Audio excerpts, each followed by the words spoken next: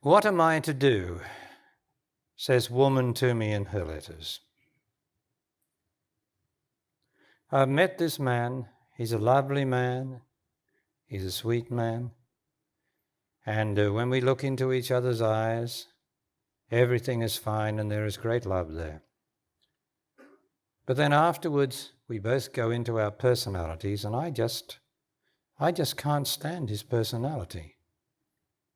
And I'm probably in mine too, so I break off the relationship because it makes me unhappy. But am I too serious? Am I too hard on man? Woman keeps asking me this. Am I too hard on him? Am I looking for a perfection? Well, the difficulty here is, and I want you all to look in your own experience, please, man and woman, because I'm going to talk about you both. And there's only man and woman on this planet, so it's not very difficult to listen to the story of them.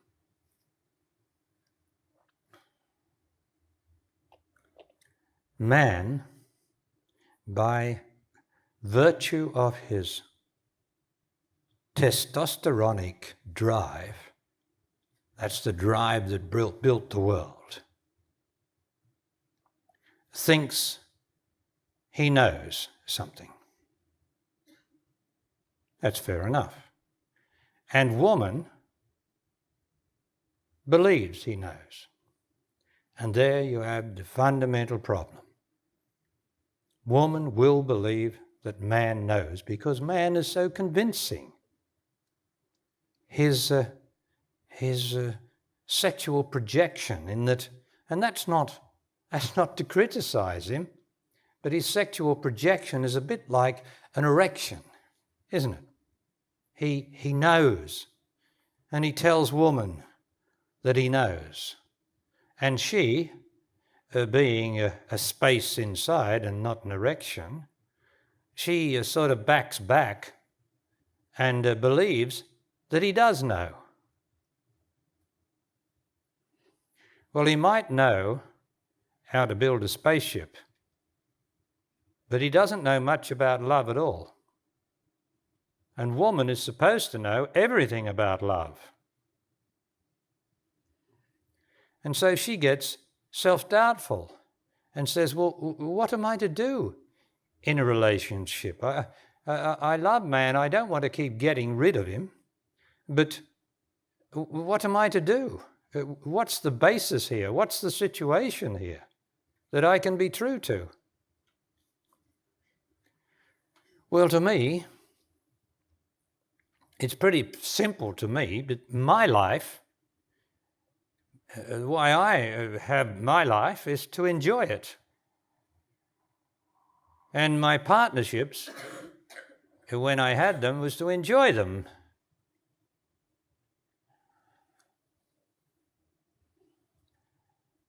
And if you are in doubt, if you can't stand something about a man, then you better look at your own emotions. You better look and see, well, you've got to look straight, you see. You can't be self-doubtful. A woman's made terribly self-doubtful by man's erectile knowledge. His ability to be so convincing with what he knows.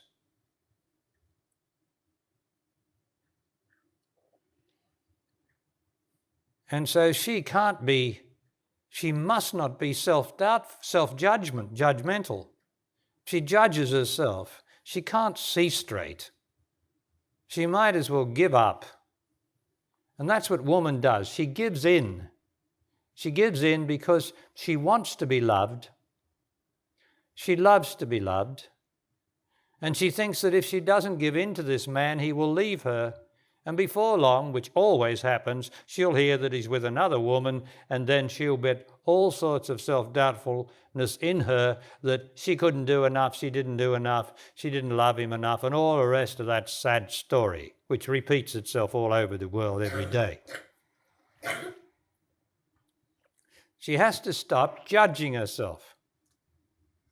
She has to work on the basis, well, every man, and as soon as she meets a man and he approaches her, and it looks as though there's some attraction coming, there has to be a knowledge in her that I am not going to put up with this man's, for instance, his self-doubt, his need to have a shoulder to cry on.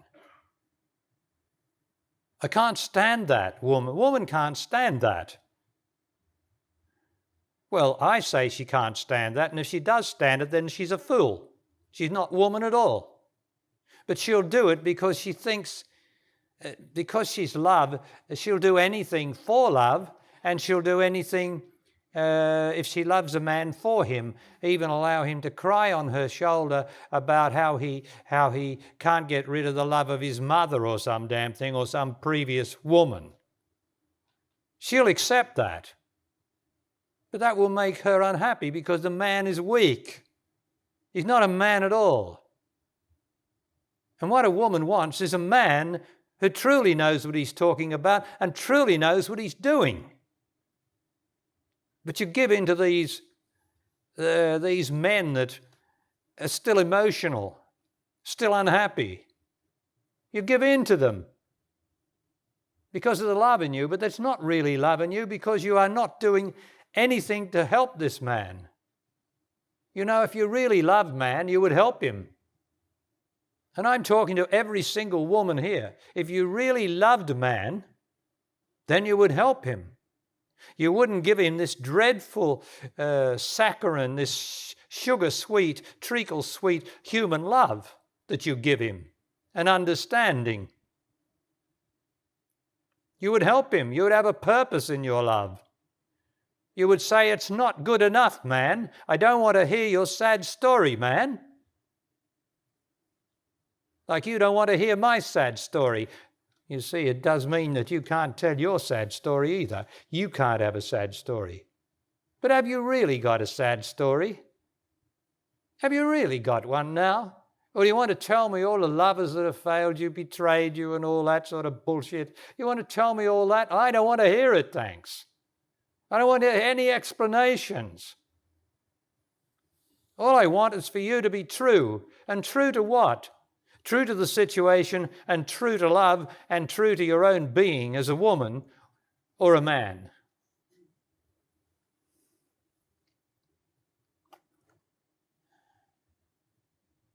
How am I ever going to get this through to a woman while she's still self-doubtful, while she still thinks that man knows something?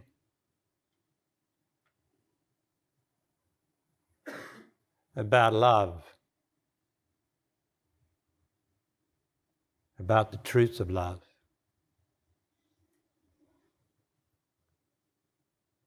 And still expects her to listen to his sad story and put up with his own self-doubt and his attachment to his mother or his attachment to his previous lovers. That's not a man. That's a weakling. And he'll make you weak, woman. Because you love man, he'll make you weak. And you'll give in to him.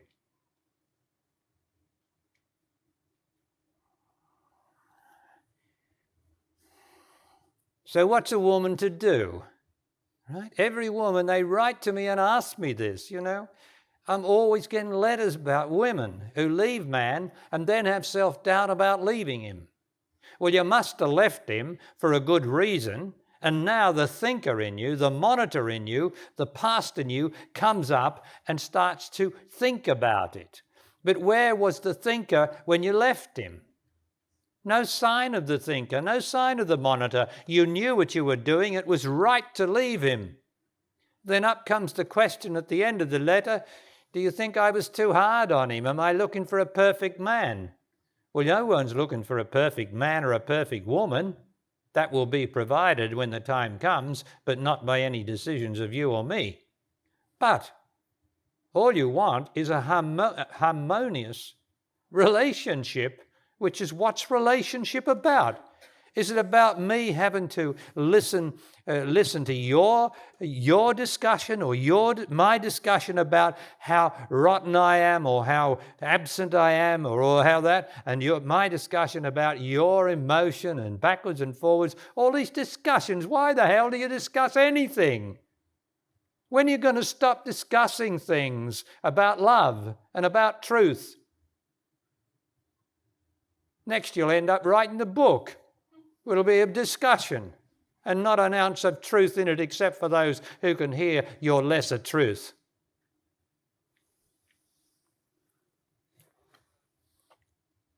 Why are you with a woman or a man?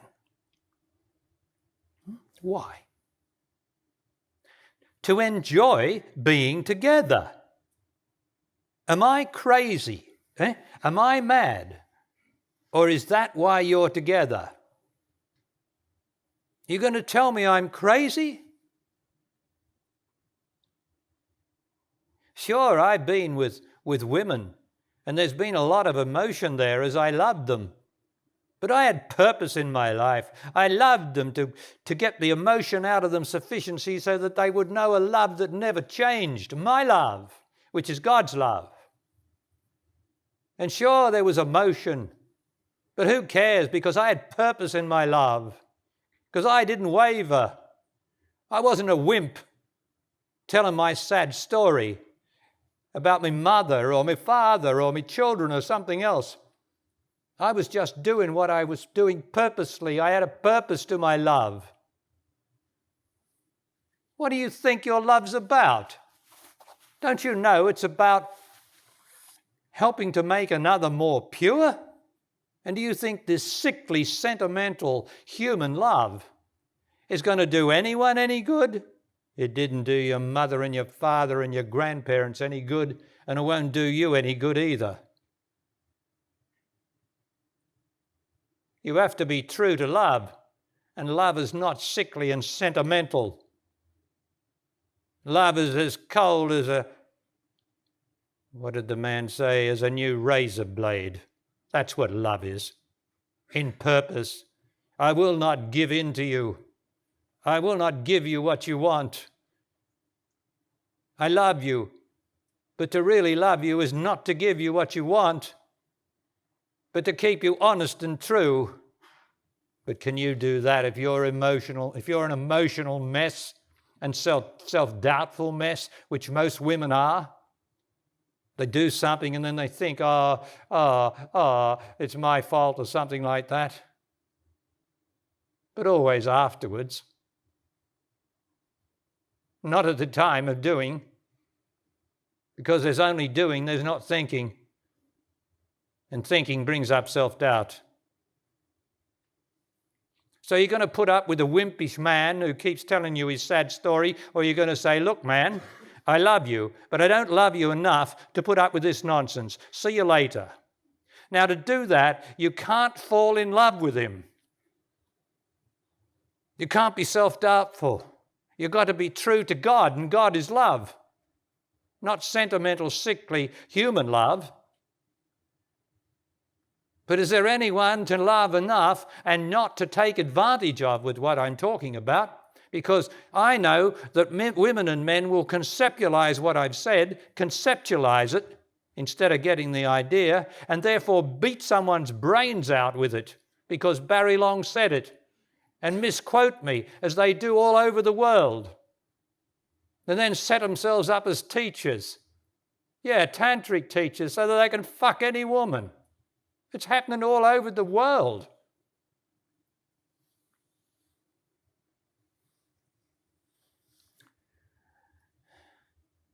You have to be true. You've got to be true to the situation and not true to your feelings. And you women will be true to your feelings until you learn not to be, until you learn to be true to the situation. And then you can be honest. But if you fall in love, you're finished. You're finished, woman. As soon as you fall in love, as soon as he makes love to you, that's the danger. You're going to fall in love with him. Well, how about making love and not falling in love, eh? How about enjoying making love and enjoying the man loving you, but not falling in love with him? How about keeping it straight and clear with him? Look, man, I'm with you as long as you love me and as long as you're a man. But if you want someone to head to shoulder to cry on, then you better go your way. Now, what woman's able to say that? Very few. Because you'll be self-doubt the next moment after you've said it. You go into the bedroom and you start thinking, oh, was I too hard? Was I too hard? How do you think I'd feel with all the people I tick off and come down on in public? Hey, how do you think I'd feel if I went away worrying about, did I do the right thing or didn't I do the right thing? No, I do what I do because I'm true. And I haven't got any sympathetic, sentimental human love in me. I had that beaten out of me a long time ago. And I saw the falseness of it. The lack of God in it. The lack of love of God. The lack of being God. That's right. You've got to be like God.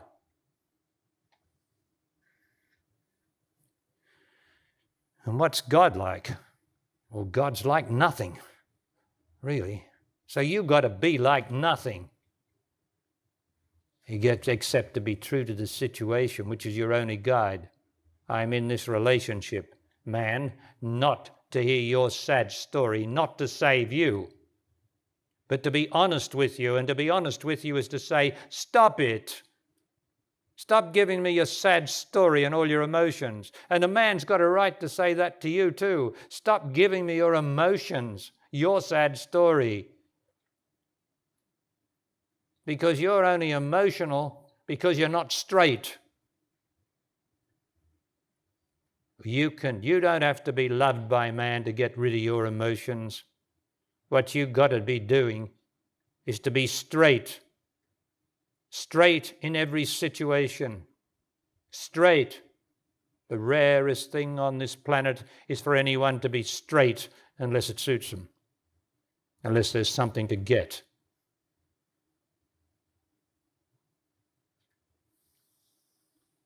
So although it's a wonderful thing to be loved by man, and that will eventually take the emotion out of you, that's dependent on somebody else. And as beautiful as that is, you've got to come up to here. You've got to do it. You've got to get rid of your emotion, which comes from your self-doubt, your expectations of love, your expectations when you make love that it's always going to be like it was once. That's a rotten, stinking expectation, because there can be no expectations in truth. As soon as you have an expectation, you ruin things because you introduce your own unhappy self into the situation, and you will always ruin the sexual act with your expectations. Why don't you just be straight and make love and let it all go and be with the man that delights you? No one's perfect. You're not looking for a perfect man, but you should be able to speak to him about what he does or doesn't do, or a woman about what she does or doesn't do, as long as you are not emotional or accusative. If you're accusing someone, you are using force. You have to find the way, and that way is not to take a position, but just to speak. And have it straight between you that we are here to enjoy each other. And as soon as one of us stops enjoying the other and tells the other why I am not enjoying being with you anymore and there's no change, then to quit. But of course, if you fall in love, there's a terrible wrench because you become attached. Anything you become in love with, you fall in love with, you become attached to. Result, broken heart, self-doubt, weeping to the wall at night, depression, unhappiness, lots of food, lots of booze, or lots of sex. Anything to substitute.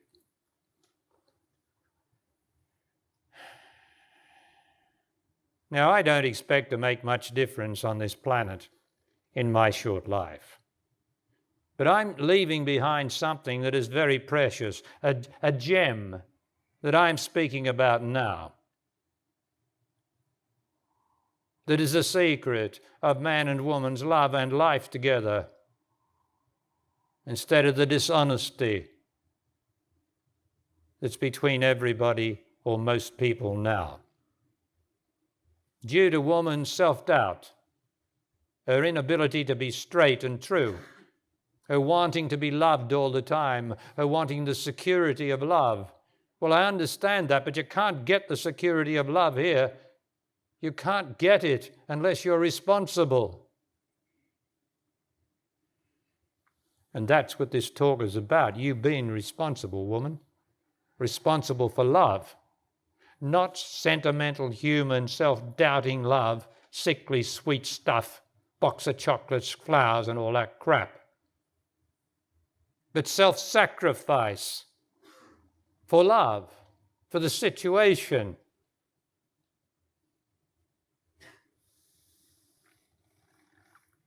To do this, of course, you must have a greater love than yourself. You must have a greater love than the man or woman that you are loving. You must love it. You must love God. If you don't love God, then your relationship is doomed, because you'll want to get instead of give.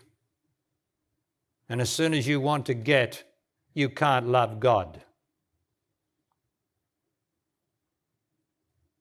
Now, to love God is to be grateful for what you have every moment, to offer up the gratitude for what you have, not to offer it up now and again, but to have a presence in you that's always grateful, that doesn't have moods, for instance.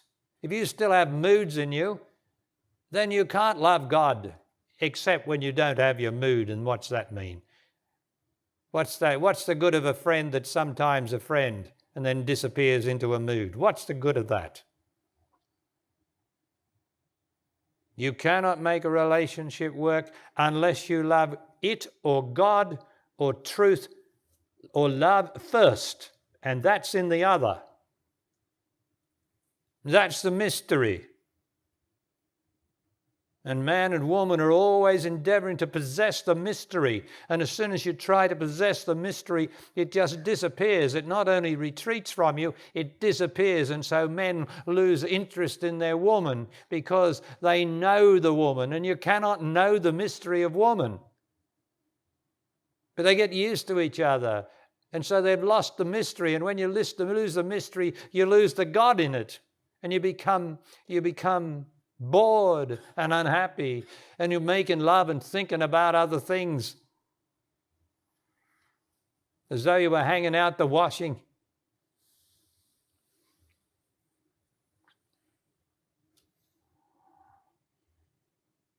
And when you put God first, and you put love first, and you put truth first, you don't let the other one get away with anything, and you don't let yourself get away with anything. How about that? It's not just a matter of open season on the man, and it's not just a matter of open season on the woman. It's open season on myself first.